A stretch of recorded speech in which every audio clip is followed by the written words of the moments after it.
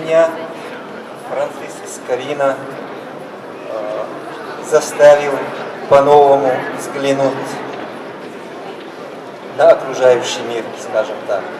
В прошлом году, находясь на мероприятиях по празднованию Дня белорусской письменности, я многое узнал из того, что до этого не знал.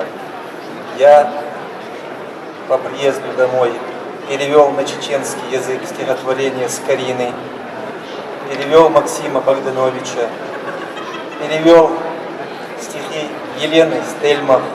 У нас публикуется Олеська Бюкевич. Перевел стихи Валерии Радунь, или Радунь, извините, если ударение неправильно ставлю. И еще перевожу. То есть у меня появился новый взгляд на белорусскую литературу и на белорусскую землю.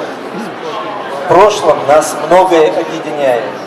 Теперь мы делаем так в своей жизни, в своем творчестве, чтобы знать, чтобы наши последующие поколения, чтобы подросшие наши дети знали, как мы жили и как мы должны жить.